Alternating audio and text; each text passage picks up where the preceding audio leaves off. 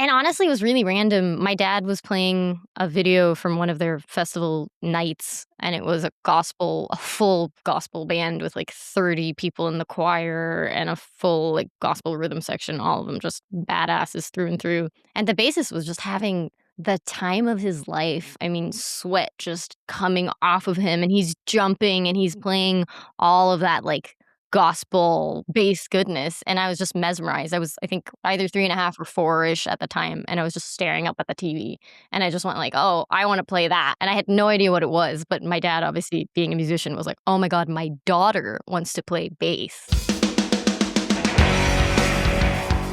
Welcome to The Creative Asylum, a weekly podcast that digs deep into the minds of visionary creators of all stripes. Musicians, actors, filmmakers, writers, artists, cartoonists, and cultural disruptors. Here, we'll discuss perspectives of living life on your own terms. Life lessons that keep us grounded, insane, and sometimes pull us back from the edge. So, take a deep breath, loosen your grip on the bland and the boring. This is your weekly prescription for authentic living, creative clarity, and hopefully, a little bit of cultural rebellion. Side effects may include spontaneous joy, existential epiphanies, and an uncontrollable urge to do weird and beautiful things. Hey everybody, it's August 18th, 2026. My name is Daniel, and you're in the Creative Asylum. Today's episode is with Sharon Renold. She's a 29-year-old, at least at the time of this recording, bass player, musician, graduate of Berklee College of Music, and a founding member of the Berklee Indian Ensemble. She currently lives in Seattle, but she was originally born in Switzerland to parents who themselves were both Berklee graduates. In fact, that's where they met. Her entire world has been almost entirely music. She started playing bass at the age of 4. She also does animation and editing. She's also a visual artist. We don't talk a lot about the visual art, but we talk a lot about music and bass playing. This is a conversation that I've been wanting to have ever since I first discovered her on the YouTube channel, Scott's Bass Lessons. She's one of the regular members there and started out originally as an editor and is now involved more on the production side of things, as well as one of the regular guests of the show. Anyway, it's a delightful conversation with a delightful human. So let's get on over to the conversation between me and Sharon Renold. Sharon, good morning. How are you today? I'm great. Thank you for having me. Awesome. I'm so glad that you're able to come on. You know, I've joked around that this is kind of an old person's podcast because I'm an old person and you're a young person. So you may be the youngest person that we've had on here so far, but hopefully not the last. I think so. Well, I'm not that young anymore, so hopefully you'll get to go a little younger as well. It's all relative. I mean, I think I'm basically your father's age, so if I'm not mistaken. Likely. If it helps, most of what I do is with older people. Older people. Very used to it. Well, this is the year of your 30th birthday, right? That is correct. Yeah. Yes. Have you hit that milestone yet, or are you still waiting? No, I get to wait till pretty much the end of the year. My birthday is end of November. So okay, cool. Still in my 20s, and I'm holding on to it. Yes. Well, it's a good thing. Though I don't know. When I turned 30, I was like, yes, I'm finally done with my 20s. Honestly, yeah. So I first kind of just ran into you on the interwebs. Somehow I stumbled across the Scott's Bass Lessons channel and just kind of immediately was drawn in. And I'm like, this is really fun, and I really like this. And that's so great to hear. I particularly like the episodes with you and Ian, because you just have such a great chemistry, and you guys seem to be just loving every minute of it. Or you're really good actors. I don't know. No, we do genuinely love to hang out, so that is definitely reflected in the content. Yeah, and I just always like your enthusiasm and just your general attitude. So I'm like, who is this person? So I'm like, she'd be really cool. And, I've done a fair bit of digging, probably not that much, but what I know of your story, I really like, so I just thought we could sort of talk about that. I know you are a Berklee girl through and through, at least educationally. My wife actually worked at Berklee from amazing. She's from Boston originally. So Amazing. We love Bostonians. Love them. she worked there from 1990 to 1994. Nice. And Nice. I think you weren't, I think maybe, yeah, you weren't born yet. But anyway, Yeah, just before. Just. but your parents met at Berklee, correct? I did meet at Berklee, yeah. Which is kind of a trip. So you've grown up your whole life just completely immersed in the world of music. Absolutely. Yeah. Yep. Yeah, which is great. And what did your parents do musically that they met at Berklee in the first place? My dad is a saxophonist, and arranger and composer and all the things, very much in the jazz fusion world. Right. And my mom is actually a pop singer and guitarist and was part of a duo with her sister back in Malaysia, which is where she's from. Okay. And they were like basically Malaysian superstars, which is really funny because it's such a contained thing on the other side of the planet. So I never Right. got to experience any of that because she was married and all of that after that. But it's really funny when you go to Malaysia, the reactions that you get. So she's still a significant name in that world. They had a hit song that is very prevalent during the Ramadan season that Uh-huh. throughout every year during Ramadan it comes back, so newer wow. generations know of them as well. They no longer work they no longer create music as a duo, but it's still very much part of Right. Malaysian pop culture history. And are they living in Switzerland or are they living in Boston? Yeah, they are living in Switzerland, and they Okay. actually, after moving to Switzerland in the late 80s, 90s, they started a jazz festival, and that ran up until 2 years ago, something like that. Mhm. So yeah, I grew up smack in the middle of a jazz festival. Highly recommend, by the way. It's a great experience. Yeah. Well, it's not there anymore, so I can't go. But growing up, I mean, I'm kind of mostly like a rock dude.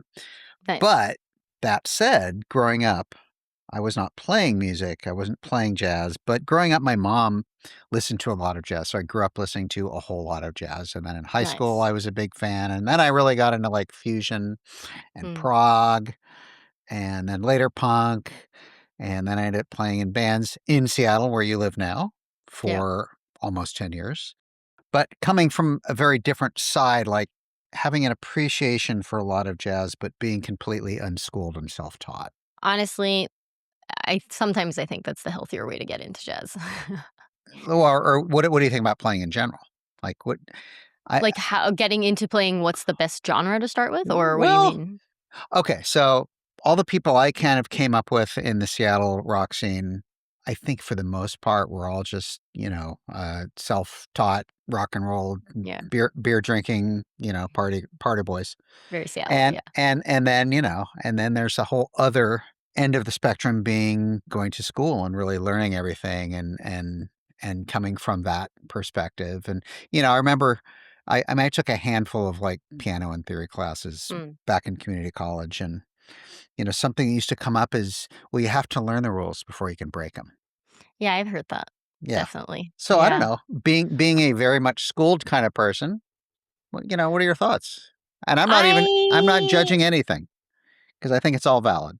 I think it's, first of all, it's very dependent on each individual, each learning style. Each person has their own way of learning. So that is number one. But I think as long as you're passionate about it, I Mhm. don't think there's a right or wrong, because anyone who's passionate in an unschooled scenario, I don't really like calling it unschooled, because you're getting schooled by Right. experiencing it and by passionately going towards whatever goal it is that you're going to. Mhm. You're becoming schooled. So a not passionate schooled person might not reach the levels of musicality or Right. creativity that a unschooled passionate person might reach. So Mhm. I think as long as you're that being the key is being passionate and doing it And the love of doing it. headstrong. Yeah, absolutely. Yeah. That's what's going to get you there. And whether you know what you're doing or don't know what you're doing, as long as you can hear it and match it, that's kind of key. I always avoided theory for as long as I can remember. To this Really? day, I'm still not a theory person. Uh-huh. My theory grades at Berklee were definitely the dip on the transcripts. Uh-huh. Not due to brain, just lack of care for it. I Uh-huh. didn't really I was like, I can hear it. My ear training is great. Right. I rely on my ears 100%. And due to the fact that I've been through Berklee and done all of that, if you ask me what it is that's happening, then and I take a second, I'll be like, oh, that and that. But I don't Right. approach music like that, even when I'm playing on stage.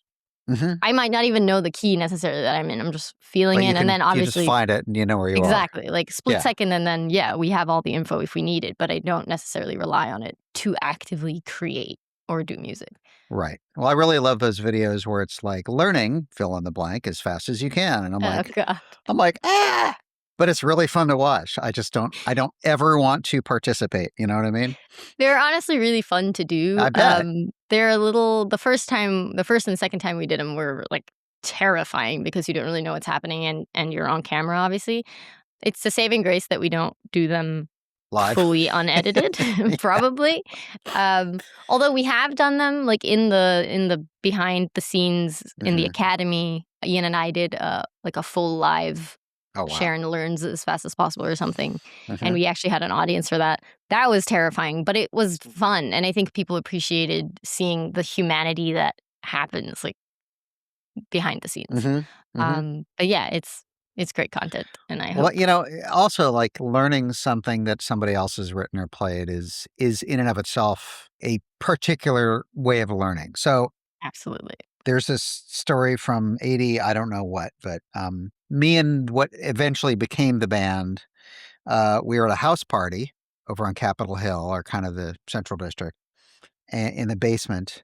And we were basically just playing music and having whoever wanted to. There was a mic in front of the stage, like whoever wanted to come up could sing. And we're basically singerless, so we're like, this is a good way to find a singer. And before that, there was a bunch of dudes that were like, "Hey man, let's jam." I'm like, "Oh, cool, yeah." And one of them was Stone Gossard from Pearl Jam, and who knows, like people from that world. And they're like, "All right, let's do a such and such, or do you know this song?" And I'm like, no, I don't know songs, because I always approach music like, even as a little kid, I used to hear music in my head, like weirdly fully arranged in parts, Oh, yeah. Yeah. and I still do, which is really cool. But like, I would hear stuff and I would figure out how to play what I was hearing. The problem is if somebody said, "Hey, let's play this song," I'm like, I'm absolutely without a clue. I don't know that song because I don't know hardly any song. And I've always thought there's a certain something Hmm. of value to where if you learn other people's stuff, you learn stuff inadvertently, whether you're aware of the things you're learning or not, as opposed to just whatever's going on inside of your own subconscious. I big time agree with that. I don't think, on the one hand, you can learn to make noises, but in the end, you need to hear someone talk before you can talk. There's like a, Right, there's right, just right. the vocabulary gets built by learning Yeah, what everyone else is saying. And then once you have your vocabulary, you can go out and create your own language. right. Yeah. So how did you pick bass, by the way? Oh, Because boy.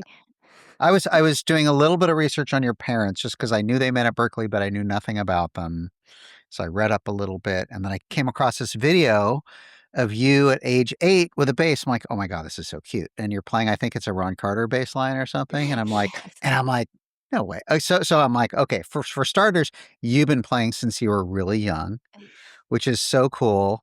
But then I'm like, "Okay, your mom was a singer, your dad was a sax player. How did you pick bass?" So I have two siblings who Okay. also play rhythm section instruments. My sister's a guitarist and my Mhm. brother's a drummer. Right. All of us picked our instruments around the same time. They're both older than me, like Okay. 3 to 5 years, kind of in that range. And honestly, it was really random. My dad was playing a video from one of their festival nights, and it was a full gospel band with like 30 people in the choir and a full like gospel rhythm section. All of them just badasses through and through. Yeah. And the bassist was just having the time of his life. I mean, sweat just coming off of him, and he's jumping and he's playing all of that like gospel Uh-huh. bass goodness. And I was just mesmerized. I was, I think, either Okay. 3.5 or 4-ish at the time. And I was just staring up at the TV. And I just went like, oh, I want to play that. And I had no idea what it was. But my dad, obviously being a musician, was like, oh my God, my daughter wants to play bass. Uh-huh. And within like 6 to 8 months, had a custom bass built for me Nice. by this builder like 2 towns over. Right. And yeah, that was it. So around 4 to 5. Yeah. And we're just noodling around, or because your father's also, he's an instructor too, isn't he?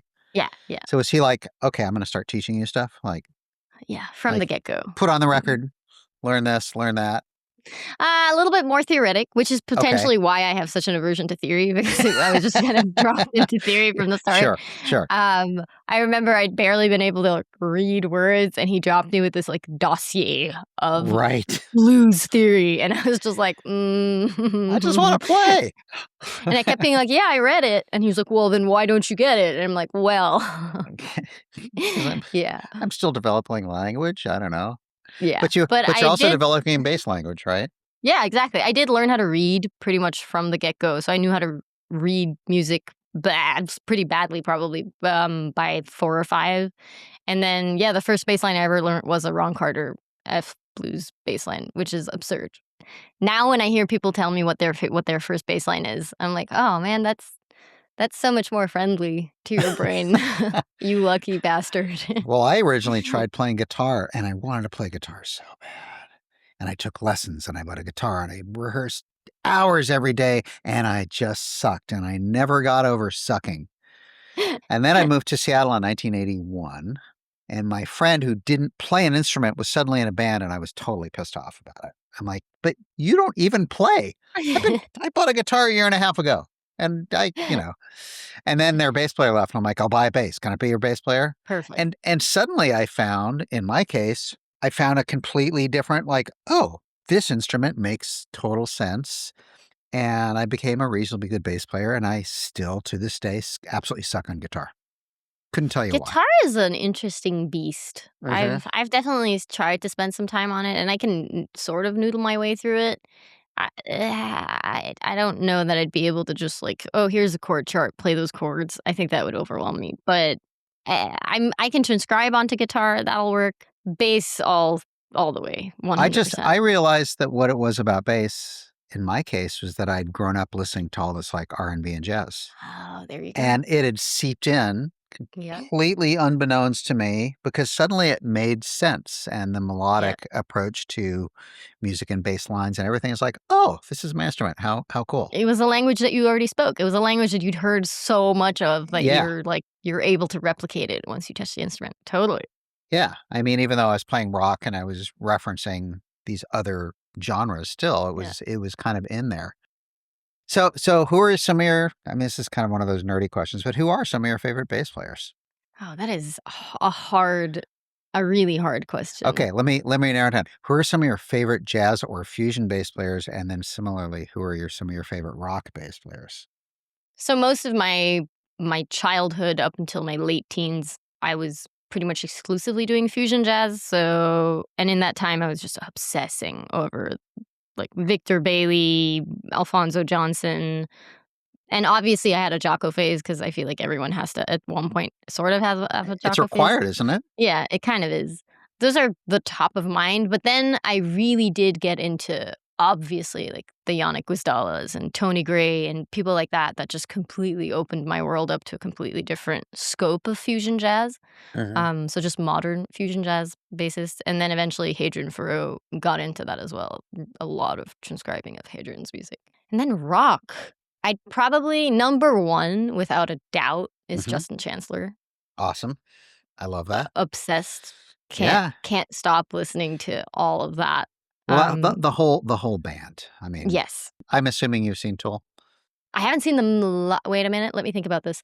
I saw them last year Okay. for about a 30-minute set at the Bass Awards. Then it was like a Nice. surprise show, and I had no idea what was happening, and they started playing The Pot, which is my favorite Tool song, and I was just, like, there in tears because I didn't know Mhm. that was gonna happen, but it was yeah, that was kind of revolutionary. Quite a band, quite a bass player. I mean, Yeah. all of them I have just nothing but mad respect for. So are you still into fusion, or have you Yes. branched further? You are. Okay. So I've definitely branched further in terms Mhm. of what I do. I don't think I have a lot of straight ahead fusion gigs right now because there's just a lot of baggage with that music as well. But my main gig that I do is a fusion band that is Indian classical. That's the Berklee Indian Well, Ensemble? exactly, Berklee Indian Ensemble.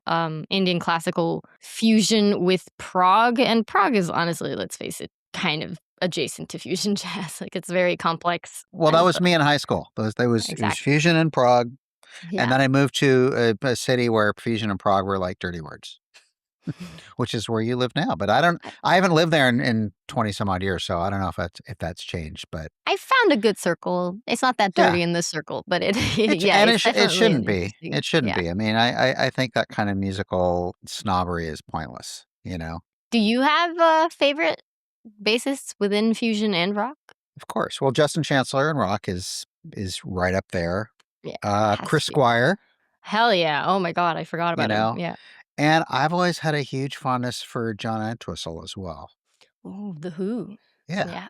Like, it's all kind of in the pocket there, and you're not really paying attention. If you stop and kind of listen, and you're like, "Oh, shit. Wow." Yeah. You know?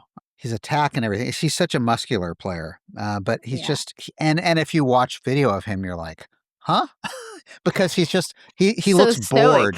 He Yeah. looks bored and stuck, and yet he's doing this stuff just like, "Oh, what?" Let's see. I've always had a huge appreciation for Jocko, and in fact did get to see him once playing with Weather Report, Ooh, incredible. Wow. which was pretty great. Eberhard Weber, do you know him? No, actually, I don't. I'll send you an email. He's a Dutch jazz player. Really beautiful stuff. Marcus Miller from kind of Mm. his 80s Yeah. Miles period, and I got to Mhm. see that version of the Miles band 3 different times, so that was super cool. Incredible. Do you know Percy Jones? Yeah. Yes. He's a huge favorite of mine. There's a whole texture and vibe about his playing that I just love so much, Mm. and he approaches a fretless bass like nobody I've ever heard, you know? And then just some more, like, classic stuff, like Paul Chambers, and I'm a huge Mingus fan, but when I think of Mingus, I don't Wow. think of Mingus in terms of how much I love him as a bass player. I Right, more of a think of him in composer. a composer because, like, to me, the classic Mingus records are among my favorite jazz records of all time. I would have to Uh, agree with that. Yeah. and they're just like, in terms of composition, it's right up there with like, very different, but right up there with like Ellington and artists like Mhm. that, just amazing stuff. And maybe that's why I'm drawn to it too, is because he's a bassist composer. I don't really have much of a fondness these days for fusion so much anymore. Interesting. Like the modern fusion or just in I general? probably don't know modern fusion Mm. much, but the main thing is like for the longest time, I think, and especially like starting in high school, like fusion and prog, what it was that technical, just like wow factor, right? And just like how fast and how tight and all of that, Yeah. and over time, and maybe it was just with me kind of discovering punk rock and like different kinds of like post punk art rock stuff. I increasingly got drawn in more and more with music from a standpoint of feel and less impressed by technique. So for me it was like I kind of needed both. And what I found and what I often find still with fusion, even though I still have fondnesses for certain bands and Mhm. a lot of it to me feels emotionally cold. I think that's a natural progression. As you grow up, it becomes a little less fancy and you just kinda want grounded bass playing. Yeah. I think all of us have gone through that. But like, Mahavishnu Orchestra was a band that I've always and still to this day kind of worship Wow. Yeah, because, well, for one thing, they are their own animal completely. They 100%. don't really fit quite anywhere, and they have it all. They kind of Yeah. have this otherworldly kind of transcendence, and they have the technique, but it's not necessarily show offy, so to speak, Right. you know? Yeah, I agree. So let's talk about your music. I know you're doing Berklee Indian Ensemble, right? Where are all those people located? Are they on the East Coast? Are they Boston? They're a little bit everywhere. One of Okay. our, reoccurring vocalists is actually here in Seattle as well. Okay. Cool. We didn't go to Berkeley together. He was technically my instructor at Berkeley, but we all ended up, out here. And then we have a singer in Austin, Texas. Okay. Our drummer's in Nashville, and our tabla player and guitarist are in Boston, and our keyboardist and band director is in New York. So you all hop on a plane and like go to Kansas and practice in the middle of the country or We something? should actually meet somewhere more central, I agree. We Yeah. usually go to Boston. We did one in Seattle, actually, a Okay. year ago. We met up. So That how was often do pretty you get fun. to play with everybody so spread out? We are very selective with which gigs we choose because it's a bit of a lift to get everyone in one place. But for the past year and a half, we haven't really been accepting too many gigs because we're working on our second album. And we're actually going to the studio in October to record it. So we've been meeting on somewhat a monthly basis actually to write and kind of like get I- this moving. In person or on the web? In person Okay. for the most part with like little Zoom meetings here and there. Yeah. Right. And does everybody write? Yeah. Okay. Everybody does, right? It's a full band collaborative kind of album, especially the second album. The first album we did was a little bit more widespread and complicated. But Uh-huh. yeah, we usually have someone bring in an idea. So I think for this album, it's pretty much everyone brought in a song and Right. then the whole band kind of But fleshed it out collectively, into you, one. yeah, Yeah. which I think's kind of the best way to work on writing, as opposed to here's my song and these are the parts, like so Right. everybody Well, then brings. it's just like the Sharon Renold band as opposed to Right, a right. group. Right. Now, are you writing your own stuff separate from that as well? I am. I am very close to being done with my debut album. I'm very excited to have that come out. Hopefully, starting fall, we're gonna do Mhm. like a trickle thing of singles, and then eventually the full album. And But do yeah, you have a label for that? I'm self Okay, publishing it. That's just easier and less of a headache. Yeah. arguable. Well, Because you have nah. distribution, marketing, promotion, all that. I don't know. I mean, you know what? You are a native of the World Wide Web, and maybe it feels less daunting to you. It's still daunting, but I know how the internet works, and I have to make Right, right. content anyway. So it's Yeah, kind yeah, of like, yeah, yeah. it's just And you have a good more. following as well, so that helps. So how would you characterize this music for your solo record? Um, it's definitely leaning more singer-songwriter, Okay. probably to the naked eye. Uh-huh. Um, it is riddled with polyrhythm and like rhythm intricacies because that is the background of this person. Right, right. But I would say very subtly, a Mhm. little bit of Dave Matthews, a little bit of The Who, a little bit of Sarah Bareilles, and like kind of that stuff all meshed into one. It's very bass heavy in a non-bass fashion. Okay. So I barely have guitarists on this album. Oh, It's really? oftentimes it'll actually be a bass six or a six-string bass that's covering the Okay. guitar parts. Uh-huh.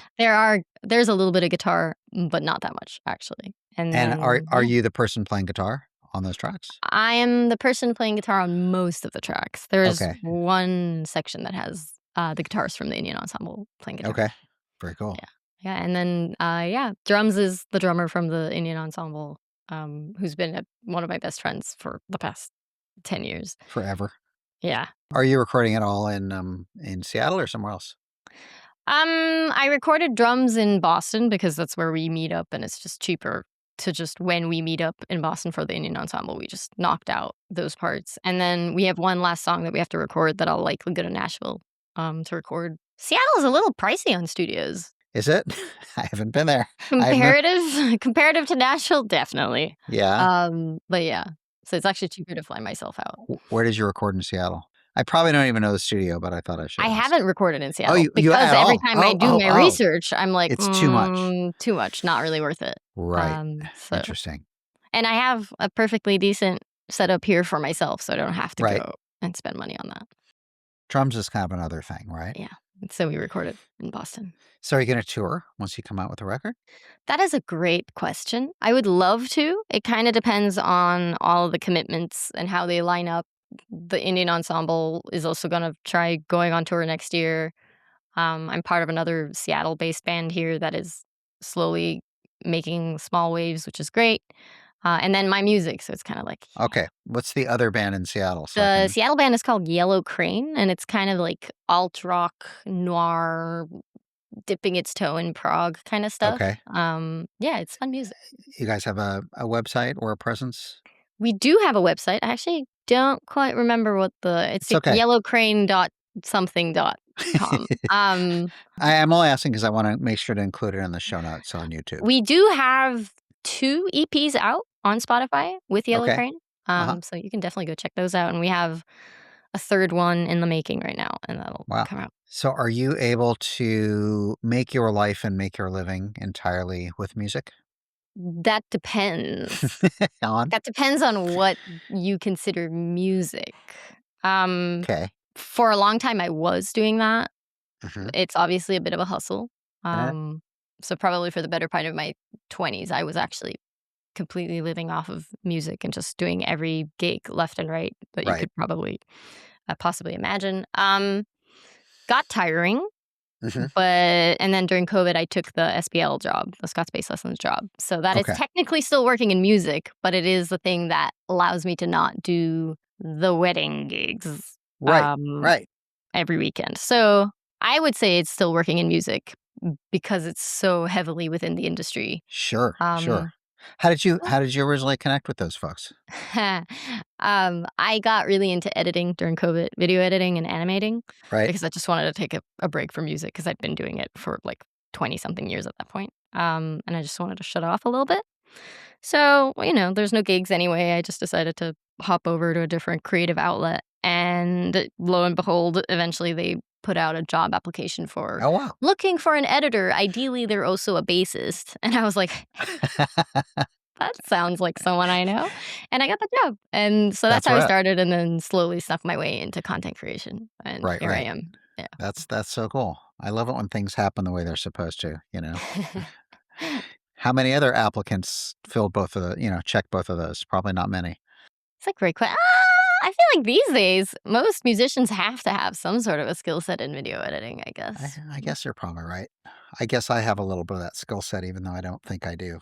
There You you know. go. I think it's like a given now. If you're in this industry, you kind of need to know your way Right. around the minimal. Now, where are they based? Where are they based? Are they based in Boston or?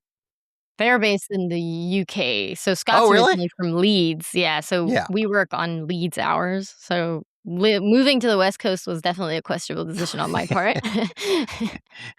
Where's Ian located? He's in Minneapolis. Okay. So you're Yeah. all over the damn place. Yeah. This is the story of my life. I don't have friends in close proximity. They're all somewhere else. If you're enjoying this conversation, please make sure you hit that follow button so you never miss an episode. If you're watching on YouTube, please like this video, leave a comment, and if you haven't already, please subscribe. It's the quickest way to grow our channel, and it's absolutely free. You can also subscribe to our other channels on social media. Check out our Instagram at Creative Asylum CA, that's the letter CA, or on TikTok at The Creative Asylum, that's all one word. Our website is thecapod.com, and our Facebook profile is the same, facebook.com/thecapod. All right, back to the episode. How did you come to move to Seattle? Like, what was that choice? I have a dog that I'm low-key obsessed with. I was going to ask you about your dog, actually. She's there. She's hanging around. Okay. She's a very active dog. Uh-huh. And I have a couple of friends out here from Boston that had moved out here that are originally from Seattle. Mhm. They happen to also be her best friend's parents, Okay. her parents. And the singer for the ensemble is out here. So a lot of things started to point Seattle. Right. And someone had just mentioned, was like, by the way, if you move out there, your dog will be the happiest dog on the planet. And I was like, oh, interesting. That's a good reason. Then on one of the buy tours, we had a trip to Seattle. I was making notes. I was like, oh, very green, very beautiful. It's very green nice. and beautiful. Yeah, especially in the summertime. Best summers in the world. Right? 100% Like right agree. now. I cannot disagree with that. Yeah. I try to pitch everyone to just come here in the summer. But yeah, so then I eventually just kind of said, I'm young. Screw it. Yeah. So Live a little. So how many years have you been there now? Coming up on 2 years in October. Okay, so you're still quite the newbie. Fresh, very fresh. Yeah. I also don't think it's permanent. I Mhm. like it. If I could, knock on wood, if I ever make enough money, if I could have a house out here that I can come to occasionally, I would do that. Spend the summers here 100%. I have a similar fantasy. I want a little place like on Orcas Island, and I spend 2 to 3 months there, Yeah. and but that's Yeah. not going to happen. No, but that's Where okay. are you based now? San Diego. Oh, nice. It's Very pretty nice. nice. Yeah. Yeah. It's a little hot right now, but I but can yeah, imagine. It's hot here today. Yeah. By the way, it's not very Seattle today. yeah. Well, the whole West Coast. Hey, but global Burning up. warming is not a thing. Regardless of what you've heard in Seattle from all your lefty friends, it's not a thing. It's a thing. So, okay, so you've been there a couple of years, Mhm. and in that time, I assume you've begun to establish more friendships, either musical or non-musical, or like what's it been like? How's it? I mean, so I lived in Seattle for 22 years, right? And Wow. and I have very mixed feelings about it because by the time I left, I had been so sick of it and so over it for about 6 years. So I was like, "Get me the hell out of there," and I finally did. I have mixed feelings already. I've only been here for 2 years. I love Washington State as, like, a natural habitat. Mhm. The friends that I have here are very nice. I do find the people interesting. We're recording, so I will leave it at that. Okay. I mean, It is a I'm one to pry, but that's okay because as an international, it's very extreme. Mhm. Um, and it's hard to deal with extremes sometimes. But I thankfully work from home, so I don't have to expose myself to a lot of people, which Right. is great. So is this sort of like when somebody says, "Come see my band," and you go see their band and, you're like, "Ugh," and then they say, "What'd you think?" And you're like, "It was interesting." A A little little bit of bit. that? A Okay. little bit of that. I understand that. Yes. I do. Yeah, it's, like I said, I have mixed feelings. Even though I still have a ton of, old friends there. Even when I go visit, it's sort of weird sometimes, but that's okay. It's a very fruitful place. I think a lot starts here. I don't think a lot has been finishing here for a while now, Uh, which is kind of sad. But there are like incredible places out here. I mean, obviously Mike Lowell Guitars, who I'm great friends with, they're out here and they are a good reason to stay here because I mean some of the best guitar and bass setups on the planet. right. So it's a great reason to just hunker down here for your instrument's sake. But yeah, it's a vibe. You fly a lot as it is, so you can always fly to Seattle if and when. So Yes. where do you think you'd go? Like, if you ended up not staying there, would you go back to Mm, Boston? Would you have gone to Boston had it not been for Berkeley? And I was faced with that decision when I had auditioned for both Manhattan School and Berkeley, and even Manhattan School was like, "You're the only electric bass applicant of this year. You're probably Wow. better off at Berkeley." So I was Okay. like, "Oh." I was really bummed because my dream was to live in New York, not Boston, Mhm. and I stick to that to this day. I much prefer city-wise, I prefer New York over Boston. I completely agree. I mean, I refer to New York as the center of the universe, and I still feel that. Every They every definitely time feel that way. every time I visit there, I'm like, "This is it. It's the center of the universe," and I love it. That being said, Boston has become home. It is a second home away from home. My sister's out there. I have cousins out there. It's kind of like a little bit of a hub. So I love to visit Boston, even if it's like for 2 months. It's very enjoyable. I don't like living there. Yeah. New York is always in the back of my mind. I lived there for like 3 years. I loved it. COVID happened. It wasn't the place to stay during COVID. So it's a possibility. Yeah, although I think now, in this day and age, I'd probably prefer either Nashville or LA. Okay. If money wasn't a consideration, LA, hands down. Uh-huh. Um, Nashville is always tempting, has been tempting since I graduated. Yeah. I mean, LA is where I lived when I left Seattle for 14 years. How is So, that? I thought it was great, I mean, there's a lot of people like, "Oh," especially in San Diego. They're like, "Well, LA," but I'm like, "Really? I think LA is great." I love LA. I have a great I time love every LA, time I but it's busy and it's crowded, and I do find I mean, I'm at a point in my life now where LA gives me a little bit of anxiety, but I'm also not at a point in my life where I'm hustling. And it's like, Right, if you have hustle, it's an amazing town 'cause there's so much going on there, and right, right, and right, I right. do like San Diego's kind of like the mellow pot smoking little brother to LA. And that works on almost every level except there's no real like galleries or museums the way there are. I mean, Mhm. LA's like got how many world-class museums and San Diego has I would say 0. But even though there are museums here, it's just not the same. Right. Yeah. But 2.5 hours, 3-hour drive, and I'm there. So, we go up there every few times a year, and it's a great city. How long's it been since you lived in Switzerland? Has that been forever? I moved out here in 2015. So yeah, 11 years. this year. Jesus. Yeah. So you weren't in your 20s yet. No, You were a teen. I was a teen. I didn't graduate high school. I just did my GED and came to Berklee. I was fed up. I was like, I just want to do music. I'll be honest. Sure, sure. Thank you. Come here.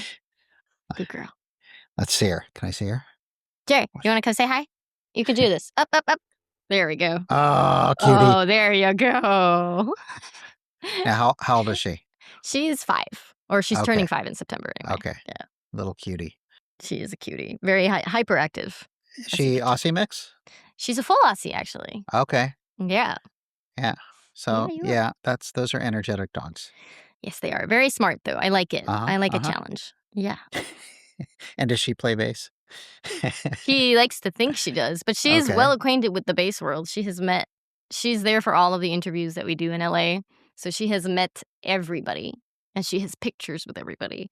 Nice. Of course. I call her bassist's best friend. Of course. Well, that's awesome. I love that. I'm a huge dog fanatic, so. Amazing. That's always a good sign. That's how you rate who you keep in your life and who you don't. That's part of how I rate this current president. Is he's like the only president in my entire lifetime who's not owned a dog. It's like that's reason. I think it might be he's like I think maybe one of 2 ever in the history that has not had a pet. Really? Yeah. Apparently, yeah. It's interesting. It's another use of the word interesting. Yes. Having an underlining hidden meaning. Okay, so basically, you're a U.S. person. You're staying in the U.S. That's what I'm hearing. Yeah. Under this administration, we can only hope, but we'll see what happens. But I mean, creatively, this is a place where you want to. Yeah. For now, the U.S. remains kind of a cultural musical hub. Europe is always tempting. Berlin is tempting. The Denmark Jazz Festival is one of the most incredible things on the planet. Really? But it feels too like seasonal, whereas in the U.S. you got a lot of more stuff to do all opportunity year round. Yeah. Right. Technically, I guess the UK is an option. I mean, my job is out there. Right. But yeah. Are you still doing a fair bit with Scots bass lessons? Oh yeah, that Yeah. is my That's your main thing. morning. My 4:30 a.m. to 11 a.m. is Scots bass lessons. Is that specifically in terms of editing and other stuff? I'm no longer editing for the most part, unless we really hit some sort of an emergency or something. I do. I'm like the lead animator, but I've templatized everything, so I don't have to do much animating anymore, thankfully. Don't tell them. Yes. But my main role now is lead producer for the YouTube channel. So I go out for all of the shoots that are YouTube forward facing, and I'm the person that watches every single minute of all of the pieces of content that go onto the channel, and I do artist relations for SBL and all of that. So very hands-on in addition to content. It's a whole organization. It absolutely is. Yeah. And watching it just seems like, oh, here's some people just getting together and talking about bunch stuff, of nerds, right? yeah. Bunch I'm of just nerds. dealing with the YouTube side of it. There's a whole faction that is just for the behind, like the Academy thing, which is really impressive, the things that they do, and I'm really glad I don't have to be a part of that. How did they get started? Or how did Scott get started? It's the same team. It's just he built it out. And there's so much to be done on both fronts that it makes sense to kind of have people in charge of certain things. And there's a little bit of overlap. Obviously, as content creators, we do stuff for YouTube and for the Academy. Mhm. And when I was editing for both YouTube and the Academy. But for the most part, production stuff, we have like a lead of education that is specifically for all of the heavy educational material. And then there's us who need to kind of toe the line between education and entertainment. And fun. Yeah, because this day and age, you apparently can't sit through a dry YouTube video. Well, you have a lot to choose from. But it's fun. I mean, we're genuinely excited about bass and all of the things surrounding bass. So it's not like, oh, no, we have to talk about bass. No, it's No, I love it. And it's funny because I don't really even play anymore. Why? I think about it. There's many reasons. You should do it. That means we're not doing a good enough job at inspiring you to pick up your instrument. Well, Yeah, there's a lot of reasons. I think about it. I do think about it. Right over there, you can't see through the window over my sink, but at the top of my yard, there's a 10 by 12 being built out right now for a little studio. And the whole purpose for this thing is to have a permanent place to do this podcast, so I'm not sitting at my kitchen table. Fair. I have a book to finish that maybe will get finished there. I have another one that I'm going to write after that that might get written out there. And I Nice. want a place where I can kind of set up instruments Like a and makeshift a studio. DAW and Yeah. probably all the stuff you have behind you is what I'm That's guessing. probably it. So that's going to be a permanent place, and that's going to basically be a 10 by 12 creative space for writing, for podcasting, and I'm hoping for musicking. I hope so too. I send you all of the creative energy to get back into that. That'd be I amazing. appreciate it. It's been a long time. I mean, it's been a long, long time since I've been in a band proper. Do you miss And being in a band, or you're actually happy just kind of you know, for me, what's important is having a creative outlet. Mm. It doesn't necessarily have to be music. Part of it too, though, is for me, music was all about being in a band and rehearsing several times a week and putting out records and recording and going on tour. And I'll be honest, I don't like touring. it's an acquired taste. I like it during those 45 minutes or an hour that I'm on stage. And outside Fair. of that, I think it all sucks. And the last record we put out before the band finally imploded was, in my mind, the closest we ever came to putting out the record that we were attempting to do, if that makes sense. Yeah. And I kind of knew that everything I ever did after that that I would compare it to that record. Mm. And at that point in my life, I felt like it's never going to be as good. So I kind of stopped Oh. playing. But now I'm like, if I were to do new music, it would sound nothing like it. I'm quite sure. Right, completely like new page, blank slate. It's been decades, literally. Right. I mean, I've played my bass on and off over those Mhm. years, but the last couple of years, I just like. Also, part of it too is I like playing bass with other people as opposed to sitting by myself. Fair. Fair. That's part of it. But the studio thing might be a whole new experience. So if and when I do, I will let you know. How's that? Absolutely, please do. I Okay. would love to see the space. Okay. So what's next for you? What's the most exciting for you? What are the things that you haven't done yet that you're hoping maybe you can do? Here's a whole bowl full of open-ended questions. Answer them however you.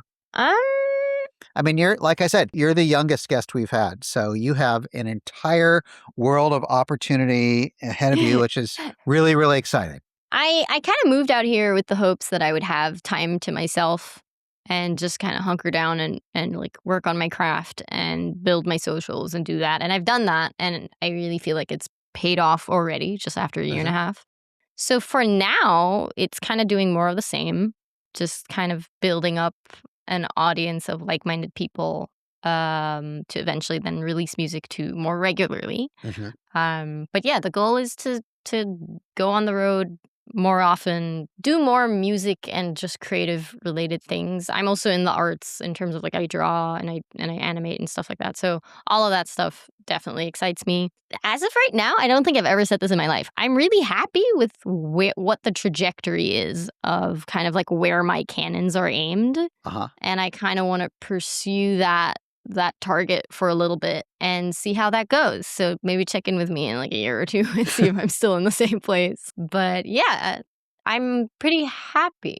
Are you aiming at very specific targets or just specific general directions? I mean, specific target being my album needs to finally come out because I have new music that has since been written that I also want to release that is not on this album that I'm frustrated that I don't get to work on. So that working on an album is the thing that makes you grow the most as a musician. And by the time you're sort of done with that album, it no longer resonates with you. And I wouldn't even say that's 100% true with this album, but I am ready to do other things. So I'm excited for that. But I'm also excited to just have stuff out there so that people don't have to be like, so what kind of music do you do? I could just be like, it's hard to explain. Just go listen to it. Kind of that energy. But I would also welcome like larger tours and stuff. I personally love touring. I love high adrenaline stretches of life.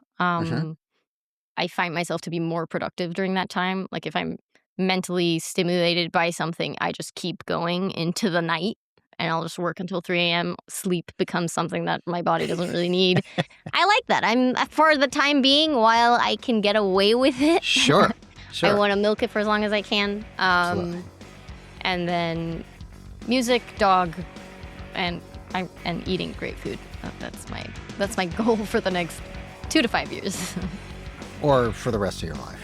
Ideally, yes. But who knows? I mean, I'm leaving room for a new hobby to come in. Like, who knows? Maybe I pick up archery. I'd be okay with that.